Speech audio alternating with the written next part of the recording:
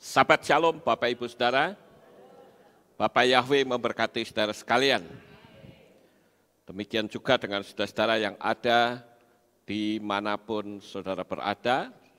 Saya menyampaikan Sahabat Shalom untuk saudara sekalian, Bapak Yahweh memberkati. Pada pagi ini saya akan menyampaikan satu materi yang saya beri tema tarikan-tarikan dari alam semesta. Hal ini tentu ada kaitannya dengan hukum law of attraction atau hukum daya tarik-menarik. Orang seringkali bertanya kepada saya, saudara-saudara, dengan pertanyaan begini, Pak, kalau saya sudah menulis 55 kali 5, saya sudah melakukan apa yang Pak Lukas sampaikan, lalu kelanjutannya itu apa? Saya katakan ada dua hal yang harus kita lakukan. Yang pertama adalah jaga hati. Arti dari jaga hati adalah jangan sampai ada kemarahan, ada kepahitan hati, ya, dan macam-macam. Dan yang kedua, yang ini, saudara-saudara. Jaga hati dan ikuti tarikan-tarikan dari alam semesta. Nah, ini seringkali gagal orang di sini. Apa sih sebetulnya yang dimaksud tarikan-tarikan dari alam semesta? Tidak lain adalah perwujudan dari dialog, dari alam yang tidak kelihatan kepada kita.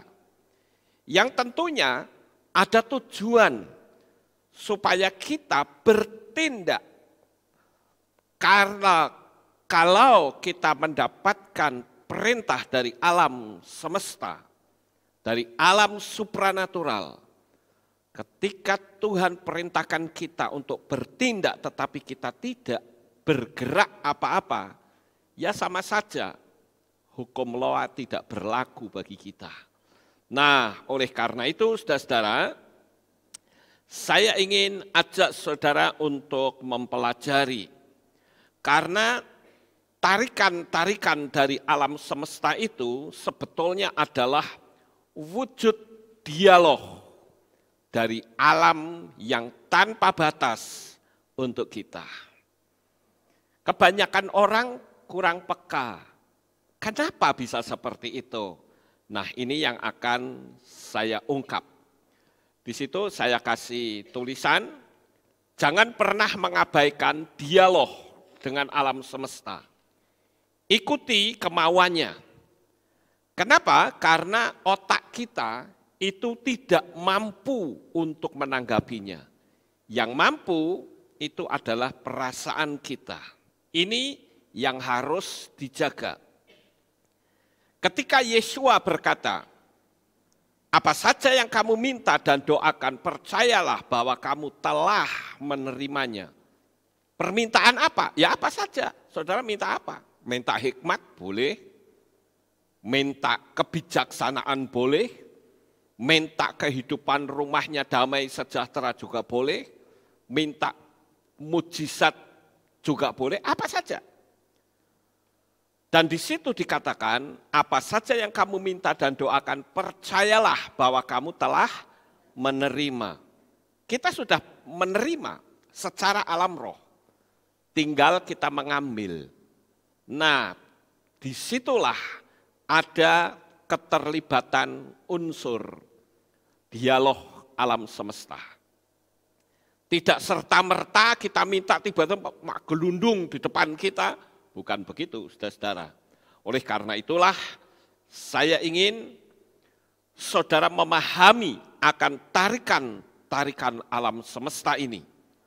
Karena tarikan ini itu bisa muncul secara tiba-tiba tanpa melalui pemrosesan secara nalar, saudara-saudara.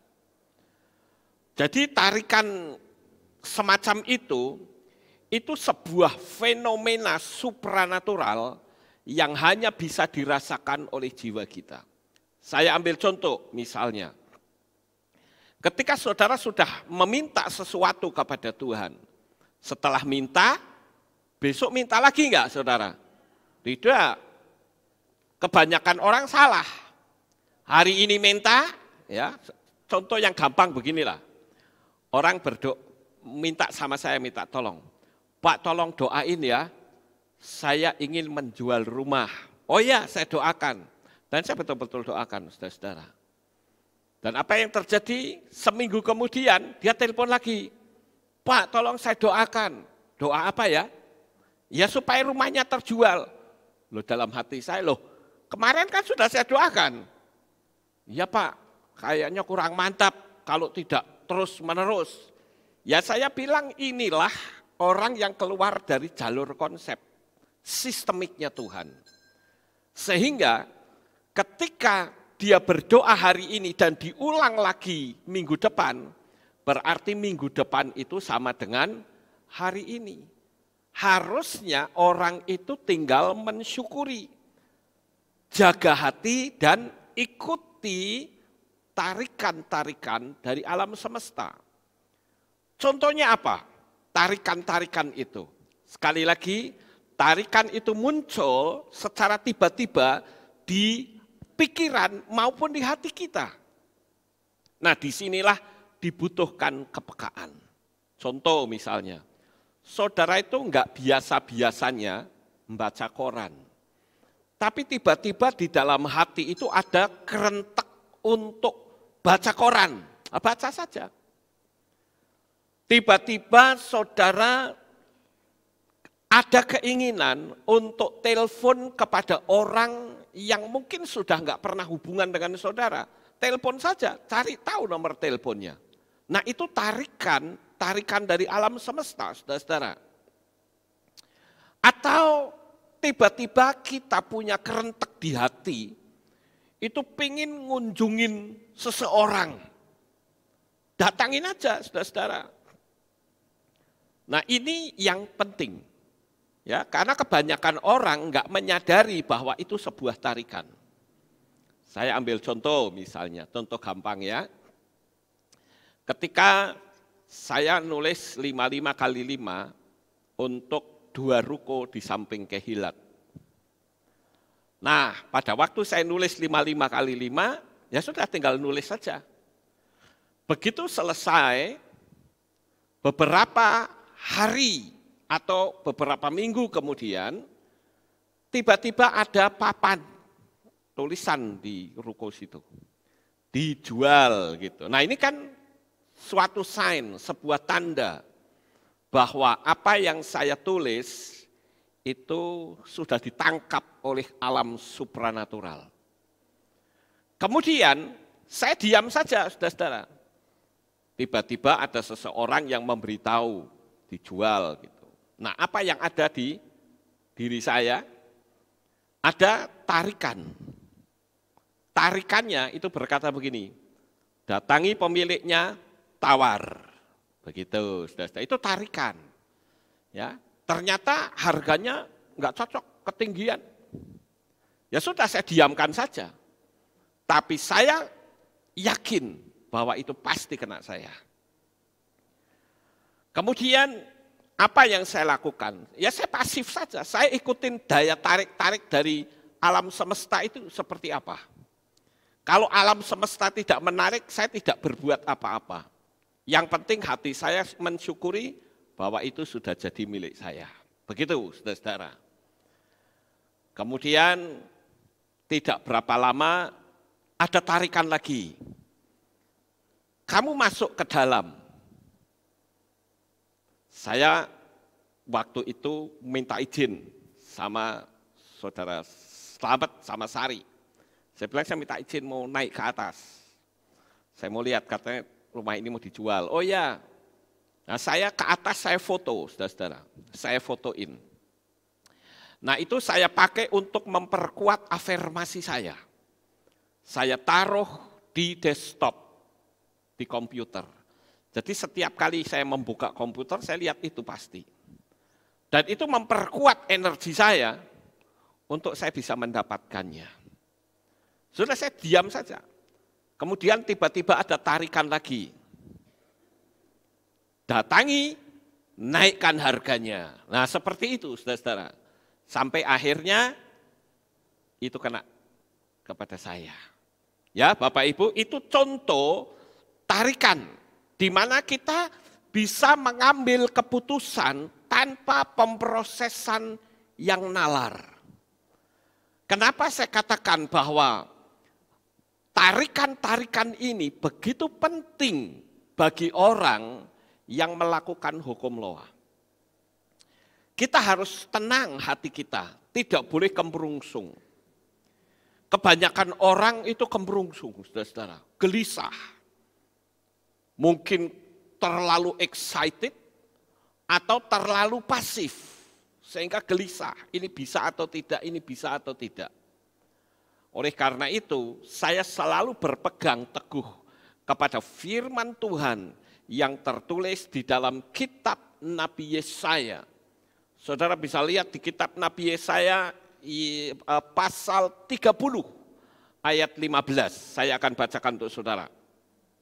Sebab demikianlah Tuhan Yahweh yang Maha Kudus Israel berfirman, dalam pertobatan dan ketenangan kamu akan diselamatkan, dalam keheningan dan mempercayakan diri akan ada kekuatanmu, namun kamu tidak menginginkannya.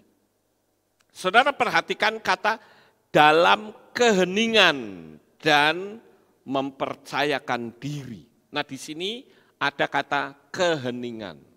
Saya suka dengan istilah ini. Karena hanya dengan keheningan, ketenangan, kesunyian, telinga rohani kita itu bisa mendengar. Selama ini yang sering kali kita pakai hanya telinga jasmani. Kita mendengar begitu banyak hiruk pikuk yang ada di dunia ini. Sementara telinga rohani kita tidak bisa mendengar apapun. Tarikan-tarikan itu muncul jika batin kita itu tenang. Semakin saudara tenang, semakin tajam saudara bisa memahami tarikan-tarikan dari alam semesta. Oleh karena itulah, seringkali saya memberikan nasihat yang simpel. Saya berkata begini, supaya kamu lebih tajam tarikannya, coba kamu meditasi. Nah, kebanyakan orang, khususnya orang Kristen, ketika saya berkata meditasi, reaksinya beda, saudara-saudara. Loh Pak, bukankah meditasi itu agama lain? Saya bilang, saya nggak mau komentar. Anda lihat saja video saya, judulnya meditasi. Tulis saja, Lukas Sutrisno, belakangnya meditasi. Dengarkan saja, meditasi itu dari agama lain atau dari kita. Ya, saya nggak mau komentar, kelamaan saya bilang begitu. Nah, kebanyakan selalu seperti itu. Saudara yang terkasih, gerakan dan tindakan yang kita lakukan secara spontanitas, tanpa menggunakan logika, itu saya menganalogikan itu seperti ini, saudara-saudara.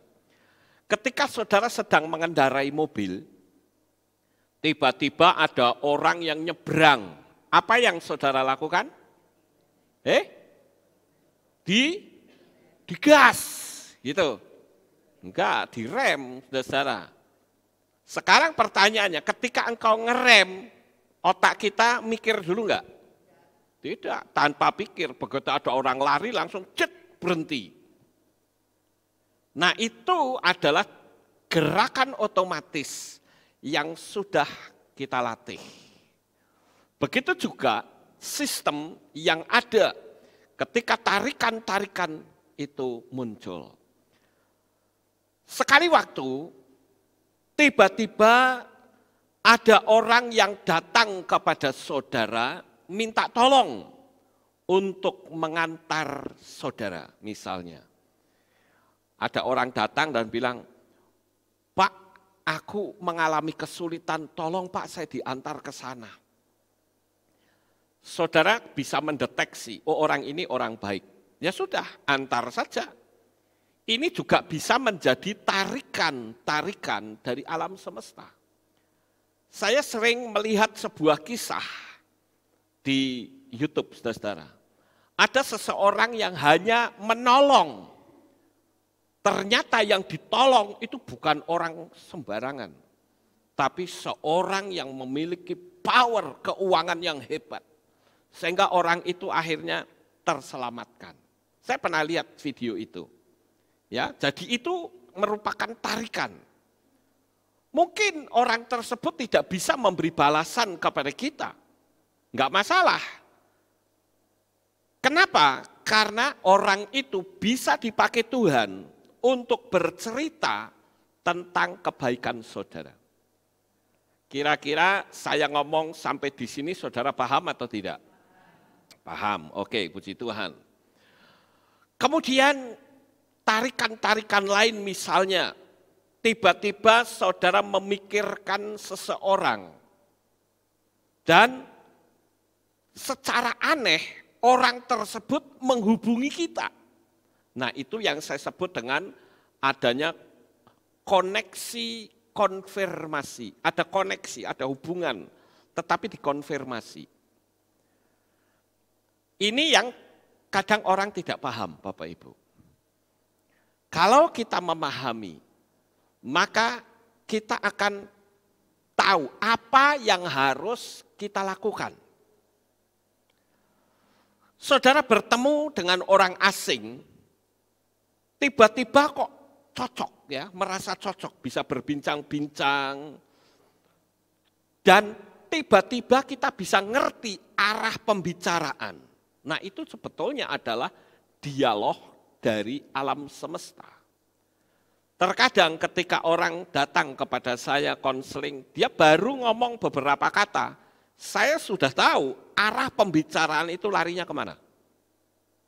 Mungkin saudara bilang, loh Pak Lukas ngerti dari mana? Enggak tahu, pokoknya saya ngerti aja saudara-saudara. Mesti nanti seperti ini, arahnya seperti ini. Gitu. Sehingga saya langsung bisa ngasih jawaban, oh harusnya begini. Makanya kalau orang konseling seringkali saya bilang begini, maaf ya, Anda cerita saja, sementara saya tak catat. Jadi ketika dia bercerita, saya sudah mencatat jawaban-jawaban apa yang akan saya berikan kepadanya. Kalau saudara tanya, loh kok bisa ngerti, kenapa? Ya saya sendiri nggak ngerti. Tahu-tahu begitu aja saudara-saudara, muncul aja di pikiran, muncul aja di hati. Kalau ditanya, kok bisa? Ya nggak ngerti. Tahu-tahu begitu. Ya, jadi ada sesuatu yang muncul seketika tanpa melalui proses yang nalar dan mendorong kita untuk melakukan sesuatu tindakan atau tidak melakukan tindakan. Saya ambil contoh. Ketika pada suatu hari saudara sudah ada perjanjian dengan orang lain. Kemudian ketika saudara mau berangkat, tiba-tiba damai sejahtera saudara hilang sama sekali. Biasanya orang bilang apa? Ya udah berangkat aja, enggak apa-apa. Tapi kalau saya tidak mau, saudara. Itu wujud dialog alam supranatural. Ketika damai sejahtera betul-betul hilang secara total, saudara harus berdiam diri. Ini ada sesuatu. Kalau saudara lanjut, wah bisa saja celaka di tengah jalan. Bisa saja saudara mengalami penipuan. Atau kita tidak tahu ada apa di belakang hari. Sekarang yang berikutnya, yang penting yang harus kita lakukan. Yaitu, mana yang lebih dominan? Otak kita atau hati kita? Bapak Ibu yang terkasih, saya perlu kasih tahu, ketika Adam dan Hawa jatuh di dalam dosa, kepekaan manusia itu masih sangat tajam. Saya ambil contoh di dalam kitab Bereshit atau Kejadian pasal 3 ayat 8 sampai 10. Perhatikan, saya bacakan untuk saudara. Ketika mereka mendengar bunyi langkah Yahweh Elohim yang sedang berjalan dalam taman itu pada waktu hari sejuk, Adam dan istrinya menyembunyikan diri mereka dari hadapan Yahweh Elohim di antara pohon-pohon di tengah taman itu.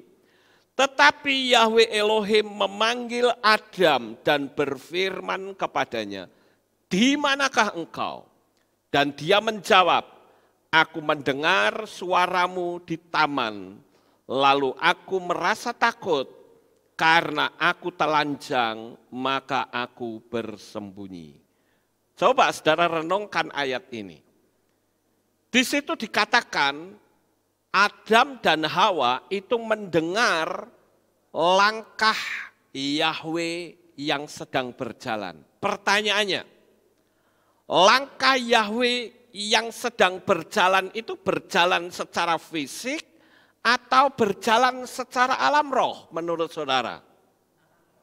Alam roh, ya.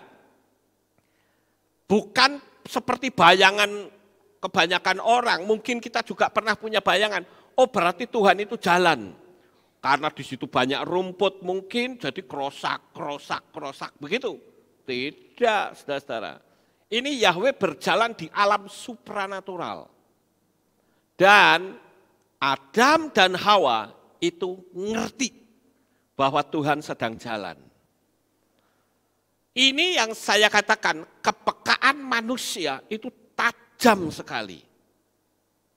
Tetapi karena dosa semakin bertambah besar, kepekaan itu menjadi semakin tumpul. Istilahnya, telinga rohani kita semakin tuli, saudara-saudara. Karena kita banyak mendengar, bukan mendengar suara alam roh, tetapi suara hiruk pikuk yang ada di sekitar kita. Nah, Bapak Ibu yang terkasih, alam bawah sadar itu beda dengan alam logika. Jadi, bagaimana caranya agar kita bisa membedakan antara ini alam supranatural yang berbicara atau suara hati? Bagaimana membedakan antara emosi dan tarikan? Karena yang namanya tarikan itu muncul begitu saja, dan disinilah kita perlu mengamati dan melibatkan Roh Kudus. Inilah keunggulan kita dibanding orang di luar sana. Mereka kadangkala bingung, ini suara setan, suara Tuhan, atau suara hati kita. Bingung, saudara-saudara. Tapi kalau kita, begitu ada kebingungan, kita tanya, Bapak Yahweh, ini suaramu atau suara hatiku? Tolong beri peneguhan. Roh Kudus tolong saya. Dan saya percaya, di situ Roh Kudus akan menegaskan ini suara apa. Kepekaan ini penting, saudara-saudara. Karena dorongan dari alam semesta itu memiliki dorongan yang kuat dan tidak berubah-ubah, enggak mencela-menceli. Kalau suara hati itu mencela-menceli. Besok seperti ini, nanti malam seperti ini, besok seperti ini, berubah-ubah, saudara-saudara. Tapi kalau itu perintah Roh Kudus, dia tidak berubah. Kalau dia bilang bergerak, bergerak, sudah tidak bisa berubah. Dan kita akan seperti ada dorongan yang kuat untuk kita melakukan tindakan. Kira-kira saudara bisa paham enggak? Ya. Kalau enggak paham, saudara bisa angkat tangan, nanti saya ulang sedikit. Karena saya ingin di tema ini sangat penting ya untuk kita mempraktekkan apa yang harus kita lakukan. Jangan sampai kita sudah, ya seperti orang bilang sudah nulis 55 kali 5, sudah mempraktekkan hukum Noah, tapi seolah-olah enggak ada apa-apa. Karena kita mengabaikan dialog itu. Ketika di alam semesta bilang, ayo nak maju, kita diem. ya nggak terjadi apa-apa, saudara-saudara. Nah di sini dibutuhkan kepekaan, maka saya katakan banyaklah bermeditasi. Karena dengan bermeditasi, ketajaman, orang bisa menyebut intuisi juga boleh. Ya, ketajaman itu akan muncul. Sekarang yang berikutnya, saudara-saudara. Jadi di sini yang perlu ditanyakan, mana yang lebih dominan? Logika kita atau perasaan kita? Saya seringkali memberitahu kepada orang dengan berkata begini, kalau kamu berhadapan dengan kasus yang tidak bisa pakai logika, jangan pernah pakai logika. Sampai mati nggak akan ada jalan keluar, saudara-saudara. Kalau itu sudah tidak bisa dilogikakan, jangan pakai logika, tapi pakai iman. Iman itu bahasa rohani. Bahasa universalnya adalah hukum daya tarik menarik. Jangan salah, hukum daya tarik menarik itu tidak bertentangan dengan kitab suci. Itu hanya beda bahasa saja. Tapi konsep perjalanannya itu sama saja, tidak ada perubahan, Bapak Ibu. Apa yang harus dilakukan menurut kitab suci, apa yang harus dilakukan menurut hukum Loa, sama-sama, persis sama. Ya, hanya beda konsep saja. Konsepnya itu law of attraction itu bahasa umum, bahasa universal. Bahasa agamanya itu hukum iman. Ya. Nah, kita lihat yang berikutnya. Kenapa semua itu gelap? Ini ada sebuah gambaran, Bapak Ibu, seseorang yang sedang meraba-raba. Di manakah cahaya itu? Kok gelap semuanya? Bukankah kita seperti ini, Bapak Ibu? Sudah jelas ada cahaya loh di depan kita. Tapi kita masih berkata, kenapa ya kok gelap gulita? Jadi sebuah pertanyaan yang penting, mengapa begitu banyak orang yang hidupnya gagal dan menderita? Karena dia lebih banyak pakai logika, bukan intuisi atau tarikan-tarikan dari alam semesta. Kalau ada kesulitan, coba saya katakan, kalau ada kesulitan, khususnya dalam keuangan, biasanya ini orang standar pada umumnya. Begitu dia mengalami kesulitan, yang akan dia lakukan yang pertama adalah siapa orang yang bisa diutangi. Yang pertama itu. Atau yang kedua, siapa yang bisa dimintai. Lah dua hal ini saya tidak setuju, saudara-saudara. Saya katakan kalau engkau sudah lepas dari gaya berpikir seperti itu, hidupmu akan naik lebih tinggi levelnya. Tapi selama saudara berkata, siapa kira-kira yang akan saya utangi? Sudah diutangi, ngemplang sisan, saudara. Saudara akan terus terjebak dalam lingkaran kemiskinan. Kalau saudara berani, ayo mulai hari ini ambil sebuah keputusan. Saya benci hutang, apapun risikonya, jalani, saudara-saudara. Kalau kita berani nekat, orang Jawa bilang, wani gelundungane, lihat hasilnya, saudara-saudara. Saya hanya berkata, lihat hasilnya, saudara yang akan nikmati sendiri. Karena saudara sudah berada di atas level. Tapi selama saudara berkata, siapa yang akan aku utangi? Nanti giliran utangnya ditagih, ngamuk-ngamuk.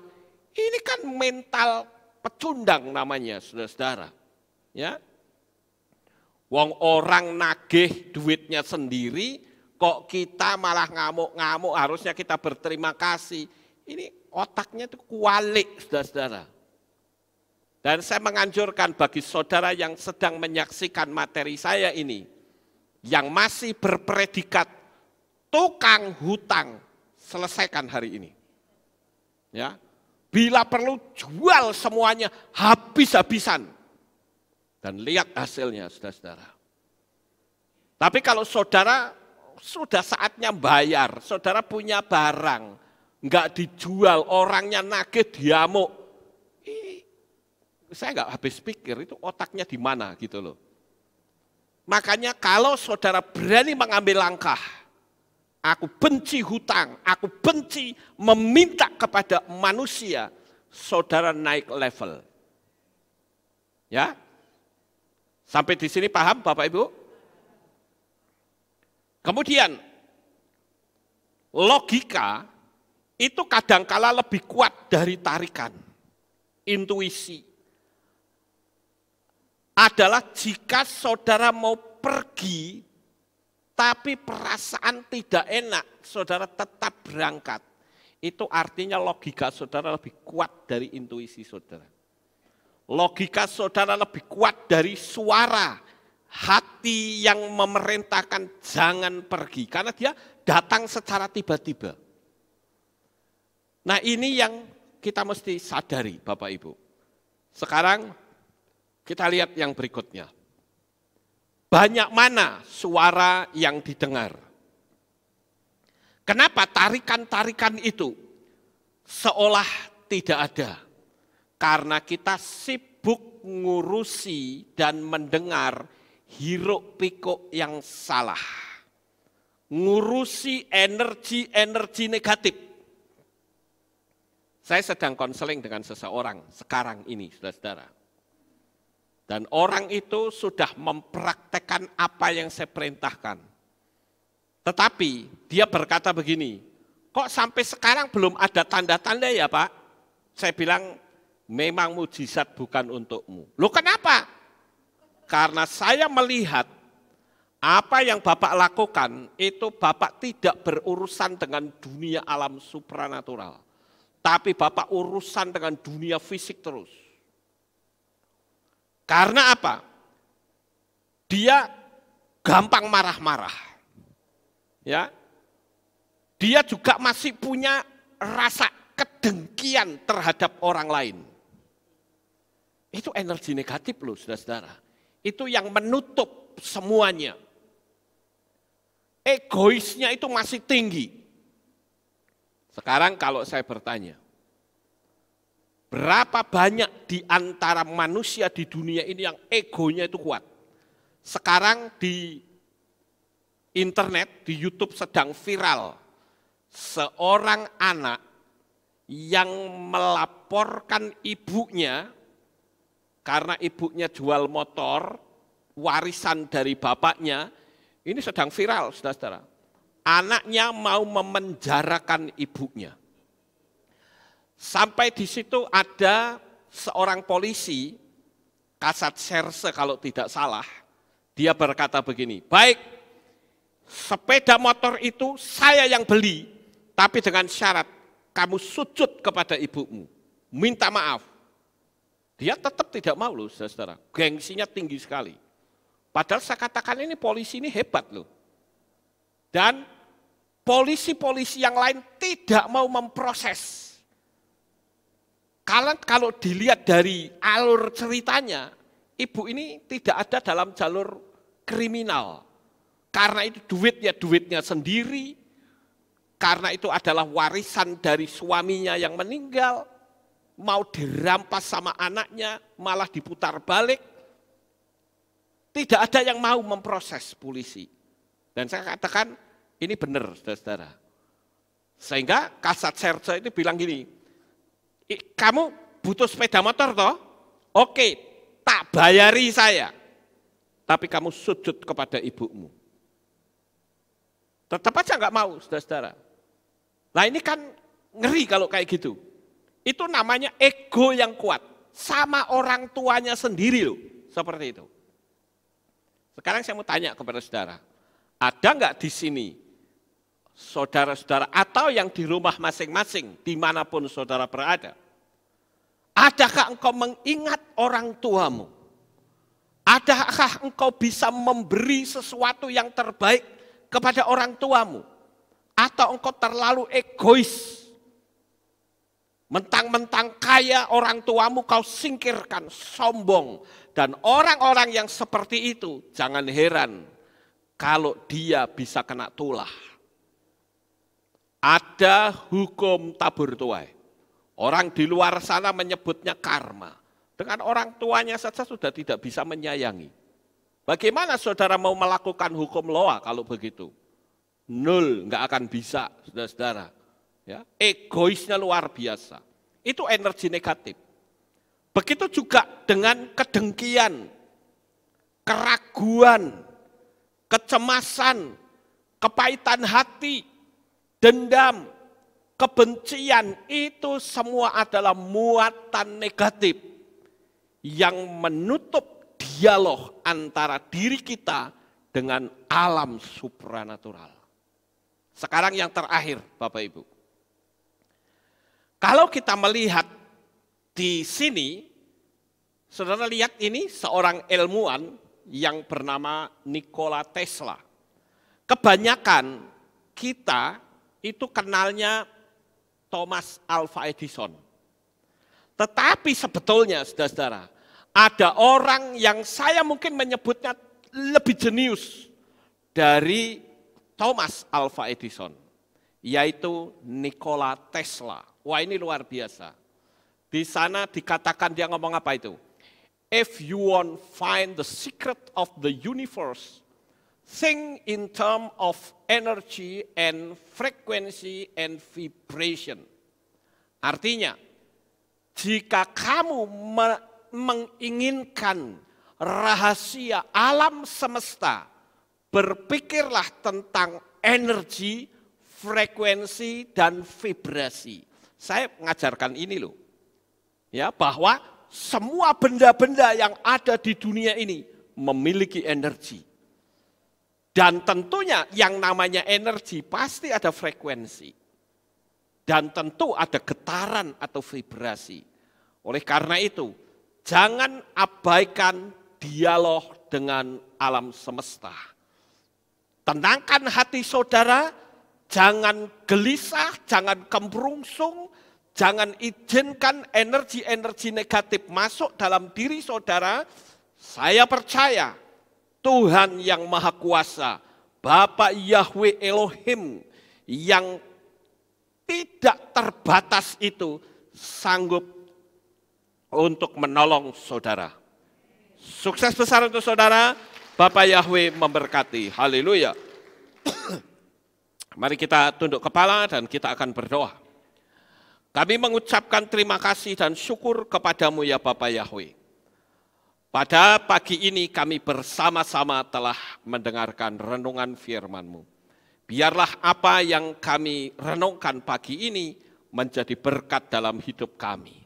Sehingga ketika Engkau berdialog dengan kami mampu mendengarnya dan kami bertindak. Saat kami bertindak, pembelaanmu begitu nyata. Terima kasih ya Bapa, meteraikan firman ini di dalam hati seluruh umat-umatmu. Di dalam nama Adonai Yeshua HaMashiach, kami sudah berdoa, semua berkata, amin, haleluya. Ada pengumuman? Tidak ada pengumuman, kita akan akhiri kebaktian kita. Saya mengundang jemaat Tuhan kita bangkit berdiri, kita akan tutup dalam doa. Terima kasih Bapak Yahweh, selesai sudah ibadah kami. Dari awal, pertengahan, sampai pada akhirnya. Sebentar lagi anak-anakmu akan pulang ke rumah mereka masing-masing. Jaga lindungi peliharakan mereka sampai di rumah dengan selamat. Pertemukan kembali esok untuk kami bersama-sama dapat kembali memuji dan meninggikan Engkau. Berilah kesehatan kepada umat-umatmu ya Tuhan. Baik anak-anakmu yang ada di Kehilat ini maupun mereka yang ada di rumah masing-masing, di negara dan di tempat manapun mereka berada, Bapa Yahweh memberkati mereka semua. Terima kasih Tuhan. Inilah doa syukur yang kami naikkan kepadamu dalam nama Adonai Yeshua HaMashiach kami berdoa. Mari kita angkat tangan kita dan kita akan menerima berkat Kohanim. Haleluya. Yefarehecha Yahweh wa yishmereka.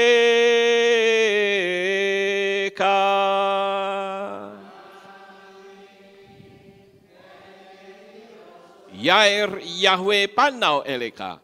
Wihuneka.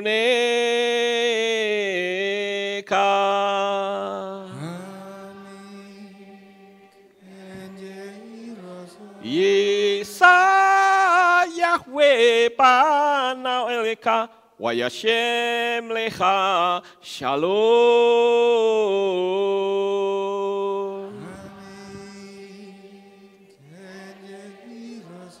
Baruk atabair ufaruk atabasaleh. Engkau akan diberkati di kota dan kau akan diberkati di ladang. Amin. Baruk peribit neka, ufri atmatka, ufri fahim teka syekar alapeka wa esterot soneka. Diberkatilah buah kandunganmu, diberkati hasil bumimu, diberkati hasil ternakmu, anak-anak lembumu dan anak-anak dombamu. Amin. Baruk tan akau misyarteka, diberkatilah bakulmu dan tempat adonanmu. Amin. Baruk ata boboy kau, faruk ata berseteka, dan kau akan diberkati pada waktu kau masuk, dan kau akan diberkati pada waktu kau keluar. Amin. Baruk ata Yahweh Elohenu melek haolam, beshem Yeshua hamasya ruah hakodes kile olam faed. Kami sudah berdoa dan mengucap syukur. Haleluya.